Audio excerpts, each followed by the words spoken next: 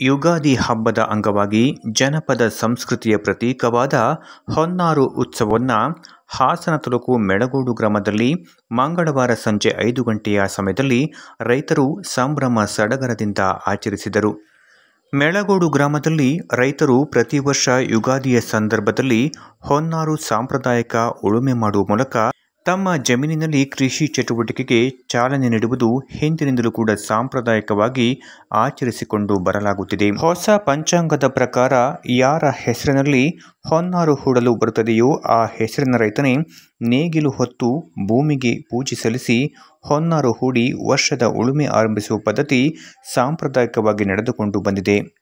ಹೊನ್ನಾರು ಉಳುಮೆಗೂ ಮೊದಲು ರೈತರು ತಮ್ಮ ಜಾನುವಾರುಗಳ ಮೈ ತೊಳೆದು ಕೃಷಿ ಸಲಕರಣೆಗಳಾದ ನೇಗಿಲು ನೊಗಗಳನ್ನು ತಂದು ಗ್ರಾಮದ ದೇವಾಲಯದಲ್ಲಿ ಅವುಗಳನ್ನು ಅಲಂಕರಿಸಿ ಪೂಜೆ ಸಲ್ಲಿಸಲಾಗುತ್ತದೆ. ನೈವೇದ್ಯ ಸಲ್ಲಿಸಿ ಎತ್ತುಗಳಿಗೂ ನೈವೇದ್ಯ ನೀಡಲಾಗುತ್ತದೆ. ಪ್ರಸಾದ ವಿತರಣೆಯ ನಂತರ ರೈತರು ಉತ್ತಮ ಮಳೆ ಬೆಳೆಯಾಗಲೆಂದು ದೇವರಿಗೆ ಮತ್ತು ಭೂಮಿ ತಾಯಿಗೆ ನಮಸ್ಕರಿಸಿ ಹೊನ್ನಾರು ಉಳುಮೆ ಆರಂಭಿಸುತ್ತಾರೆ.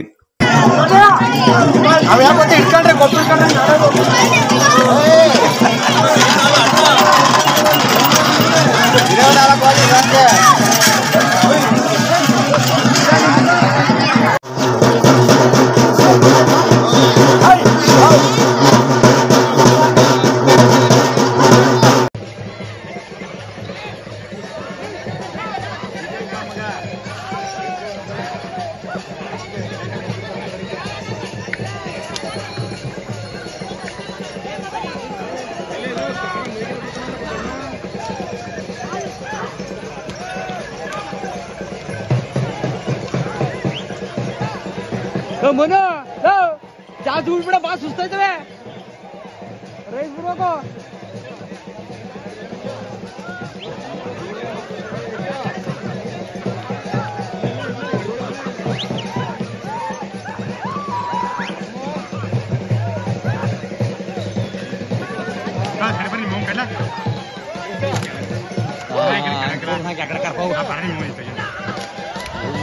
ಎಲ್ಲಿ ಮುರ್ಕೋತೇವೆ ಭಯ ಕಣ ಮರ್ಯ.